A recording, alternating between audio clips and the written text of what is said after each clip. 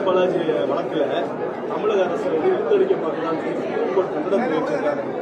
அதை வந்து எப்படி பார்க்கலாம்?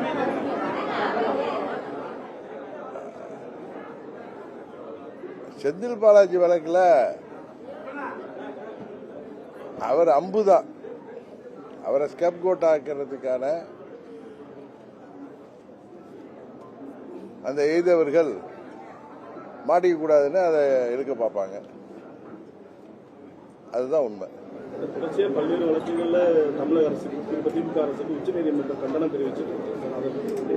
அவங்க இப்படிலாம் தொடர்ச்சி எரிஞ்சிட்டு போயிடுவாங்க. ஏன்னா அவங்கள பொறுத்த வரைக்கும் அந்த குடும்பம் நல்லா இருக்கணுங்கிறதுக்காக மக்களையே வாக்குறுதிகள் எல்லாம் சொல்லி ஏமாத்திட்டு வர்றவங்க 200 தொகுதியில் ஜெயிச்சிருவோம், 210 தொகுதியில் ஜெயிச்சிருவோம்னு சொல்லி மக்களை ஏமாற்றி வருபவர்கள் ஆட்சி அதிகாரத்திற்காக எதையும் செய்வார்கள். அந்த கண்டனத்தெல்லாம் அவர்கள் தொடர்ச்சி எரிஞ்சிட்டு போயிடுவாங்க. ஒன்றும் அவங்க பெருசாக எடுத்துக்க மாட்டாங்க. மக்கள் தான் இதுக்கெல்லாம் தக்க பாடம் வர்ற தேர்தலில் கொடுப்பாங்க.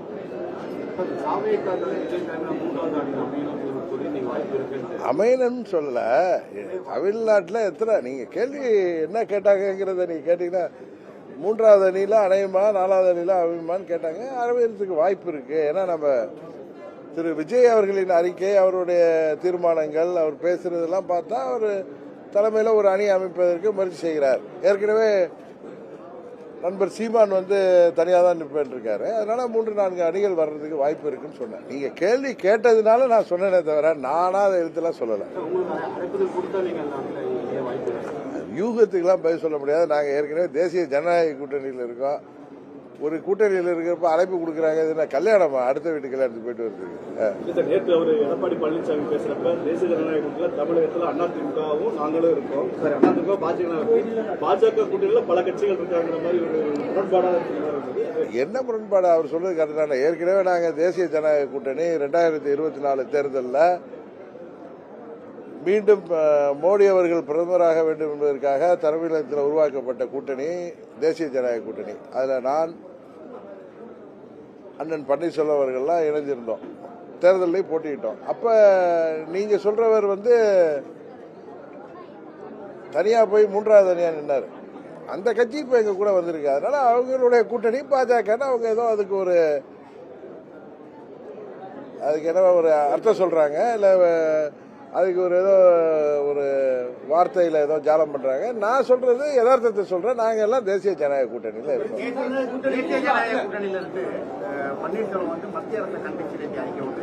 ஏங்க ஒரு எத்தனையோ விஷயங்கள்ல தமிழ்நாட்டு மக்களுக்கு எதிரான விஷயங்கள் வர்றப்ப மத்திய அரசு ஏதோ ஒரு கண்ணோட்டத்தில் ஒரு சட்டமோ இல்ல ஒரு நடவடிக்கை எடுக்கிறப்ப தமிழ்நாட்டை பாதிக்கிறப்ப நம்ம இப்ப டங்ஸ்டன் வந்துச்சு, அதுக்கெல்லாம் எதிர்த்து நம்ம எல்லாம் குரல் கொடுக்கலையா? அது மாதிரி குரல் கொடுக்கறதுனால நீங்களாம் ஊடகங்கள் அதுக்கு ஒரு பொழிப்புரை எழுதிட்டு இருந்தீங்கன்னா அதுக்கெல்லாம் அர்த்தமா? இல்ல எனக்கு அது என்ன மேட்டர்ன்னு தெரியாத. நீங்க கண்டிக்கிறீங்கன்னா என்ன மேட்டர்னு சொல்லுங்க. மத்திய அரசாங்கம் கல்விக்காரனுக்கு தமிழ்நாட்டுக்கு கொடுக்கும் அப்படின்னு சொல்லிட்டு 2151 கோடி நிப்பாட்டி வச்சிருக்காங்க. இல்ல அது நீங்க கேள்வி தப்பு. இல்ல நீங்க கேள்வியே மாத்தி கேக்குறீங்க. 3வது மொழியை தமிழ்நாட்டில் கொண்டு வர்ற திட்டம் தான் அது ஹிந்தின்னு யாரும் சொல்லல. நீங்களா இங்க ஹிந்தி அப்படின்னு நீங்களா அதுக்கு ஒரு பெயர் கொடுத்துக்கிறீங்க. தமிழ்நாட்டில் ஏற்கனவே 2 மொழி கொள்கை இருக்கு. 3வது ஒரு மொழியை, அது எந்த மொழியை நீங்கள் படிப்பது வருங்காலத்தில் நல்லதுங்கிறதுக்காக ஒரு திட்டத்தை கொண்டு வராங்க. அதை தான் நீங்க நம்ம எதுக்கிறோம் தவிர ஹிந்தி தான்ங்கிறது அது கிடையாது என்பதுதான் உண்மை. அப்படி இருக்கிறப்ப நம்ம எதுக்கணும்? இன்னொன்னு 3வது ஒரு மொழி படிப்பது நல்லது தானே. ஏன்னா இன்னைக்கு யாரெல்லாம் எதுக்குறாங்களோ அவங்க வீட்டு பிள்ளைகள்லாம் ஹிந்தி படிக்கிறாங்க, 3வது மொழி படிக்கிறாங்க. இப்ப பிரைவேட் ஸ்கூல்லயோ இது என்ன போர்டு, சிபிஎஸ்இ போர்டு, இன்னொரு போர்டு இருக்கு, ஐசிஐசி, இன்னொன்று நம்ம இதுல ஒரு போர்டு இருக்கு, மெட்ரிகுலேஷன் போர்டுல எல்லாம் ஹிந்தி படிக்கலாம். நம்ம அரசு பள்ளிகளில் படிக்கிற மாணவர்களுக்கு தான் அது கிடையாதுன்னு இருக்கு. அதனால அங்க யார் படிக்கிறாங்க? ஏழை எளிய மாணவர்கள். அவர்கள் 3வது மொழி கேட்டா அது ஹிந்தி தான் சொல்ல, 3வது மொழி கேட்கிறப்ப அவங்களுக்கு இது உறுதியாக பலன் இருக்கும். அதனால படிக்கிறதுல தவறில்லை என்பதுதான் எனது கருத்து. இன்னும் நீங்க அண்ணாவை எழுத்தீங்கன்னா நான் அதுக்கும் பதில் உங்கள்கிட்ட கொடுத்தேன். அண்ணா அவர்கள் 67 ஏப்ரல் மாசத்துல முதலமைச்சர் ஆனதுக்கு பின்னாடியே இந்தியா முழுவதற்கும் இணைப்பு மொழியாக 3வது மொழி உருவாக வேண்டும் அப்படின்னு அண்ணாவும் சொல்லியிருக்காரு. எங்க தலைவர் அண்ணாவும் அதை தான் சொல்லியிருக்காரு. இதை மறைச்சிக்கிட்டோ வார்த்தைக்குள்ளார வார்த்தையை மறைச்சிக்கிட்டோ பேசுறவன் நான் அல்ல. அது உண்மையாக இந்த மொழியை தான் படிக்கணும் அப்படின்னு அவங்க மத்திய அரசு திணிச்சா அதை நாங்க எதிர்ப்போம். இதை வந்துட்டார சன் டிவி அதை எதிர்ப்போம். நாங்க சொல்றது 3வதாக ஒரு மொழியை விருப்பப்படுறவர்கள் படிக்கட்டும், அதுக்காக நிதி கொடுக்கலன்னு சொல்றதெல்லாம் தவிர அந்த திட்டத்தில் வேணும்னா அந்த பணம் வேணும்னா அதை தான் பண்ணி ஆகணும். கிட்னி திருட்டை பொறுத்தவரைக்கும் அது திருட்டு முறைகேடுன்னு சொல்லி அமைச்சர் சொல்லியிருக்காரு. அதாவது திருட்டு இல்ல முறைகேடுங்கிறாரா? திருட்டுக்கும் முறைகேட்டுக்கும் என்ன வித்தியாசம்னா அவருக்கு அவங்களுடைய அகராதியை தான் வாங்கி பார்க்கணும். எல்லாம் ஒரே ஃப்ராடுத்தனம் தானே. தேசிய ஜனநாயக கூட்டணிக்கு அதிமுக வரணும் நீங்க நீண்ட காலமாவே சொல்லிட்டு இருந்தீங்க. அது அவங்களும் வந்துட்டாங்க. அவங்க வந்ததுக்கு அப்புறம் உங்களுடைய இருப்புக்கு ஒரு ஆபத்து எதுவும் ஏற்பட்டு? எங்களுக்கு எந்த இடுப்புக்கும் வரல, கழுத்துக்கும் வரல. திமுகவுக்கு தான் இப்ப ஆபத்து வந்திருக்கு. அதனாலதான் அங்க முதலமைச்சராக இருக்கட்டும், துணை முதலமைச்சராக இருக்கட்டும், திமுக நிர்வாகிகள் எல்லாம் தேசிய ஜனநாயக கூட்டணி இன்னும் பலப்பட்டிருக்கு. எங்களுக்கு ஒரே குறிக்கோள் தான், உங்க திமுகவை வீழ்த்தணுங்கிறது. அதற்கு எங்க அணி பலப்படணும். அதுக்கு திரு அமித்ஷா அவர்களின் முயற்சிக்கு நாங்கள் உறுதுணையாக இருக்கோம். அதுக்கு புதிய கட்சிகள்லாம் வரணுங்கிறது சொல்றோம். அதுல அம்மாவுடைய கட்சி வந்திருக்கு. அந்த தலைமைக்கு எங்களுக்கு எத்தனையோ கருத்து வேறுபாடு இருக்கலாம், எங்களுக்கும் அவர்களுக்கும் பிரச்சனைகள் இருக்கலாம். அதையெல்லாம் நாங்கள் ஒதுக்கி வைத்து விட்டு, தேர்தல் வரை ஒதுக்கி வைத்து விட்டு, இன்றைக்கு நாங்கள் திமுகவை வீழ்த்துவதற்கு இந்த கூட்டணி பலப்படணுங்கிறதுக்காக அந்த கூட்டணியில் இருக்கோம்.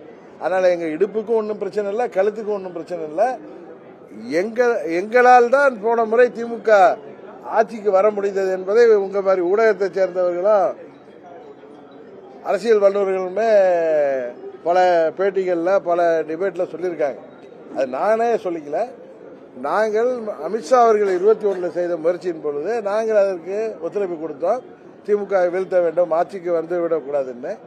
ஆனால் அது அந்த முறை அது நடக்காமல் போய்விட்டது. இந்த முறை அவர் முயற்சிக்கு நாங்கள் எதுவும் பங்கம் வருகின்ற விதத்தில் நம்ம எதுவும் வார்த்தைகள் விட வேணாம், நாகரிகமான முறையில் அந்த கூட்டணி பலப்படணும்னு நினைக்கிறோம்னு சொல்றோம். அவ்வளவுதான். ஊரக பகுதிகளில் தொழில் வரிகள்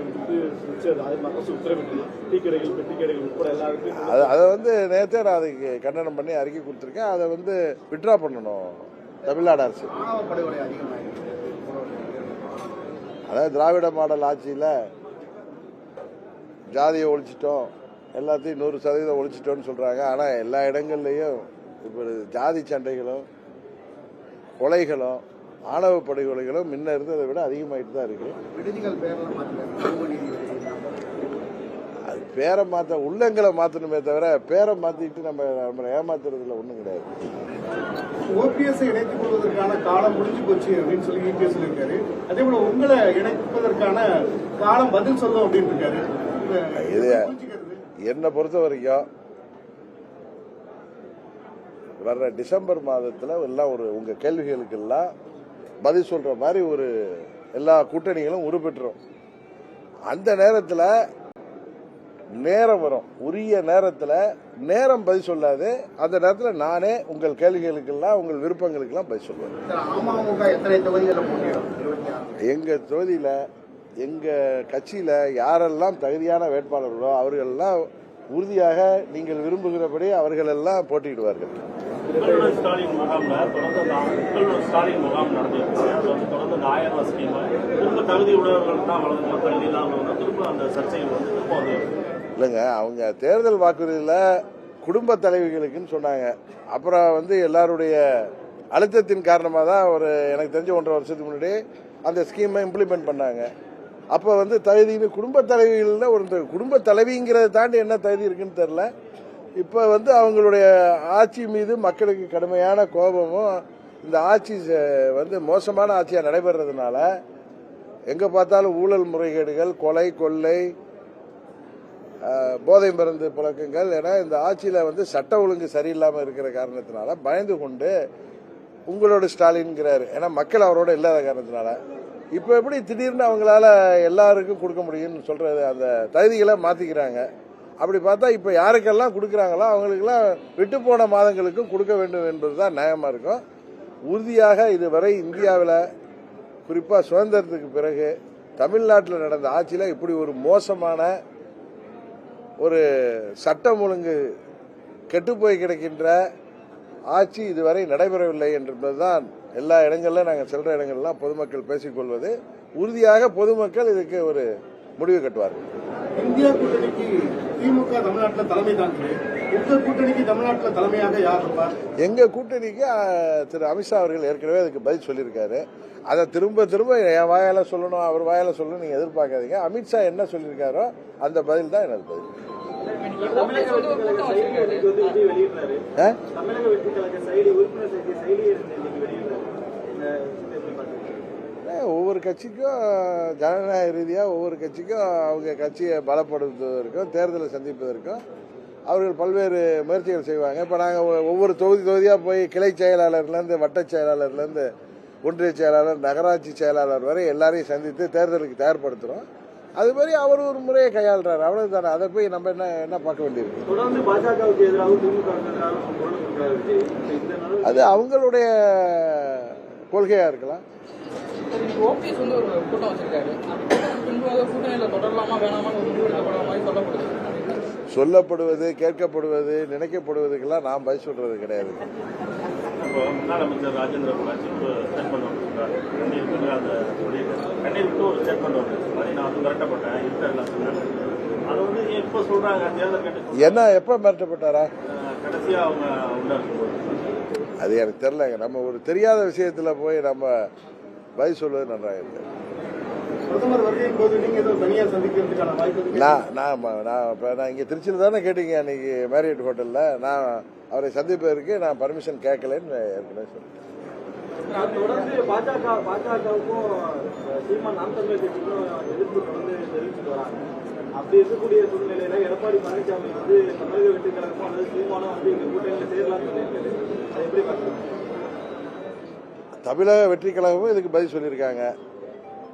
சீமான் அவர்களும் தொடர்ந்து பதில் சொல்லிருக்காரு. இதுக்கு மேல நான் போய் என்ன பதில் சொல்ல வேண்டியது? அதிமுக கூட்டணியில பாஜக இருக்கு. அப்படி இருக்கும்போது அவங்களுக்கு அழைப்பு கொடுத்தாரு. அதை பத்தி நீங்க அவர்கிட்ட தான் கேட்கணும்.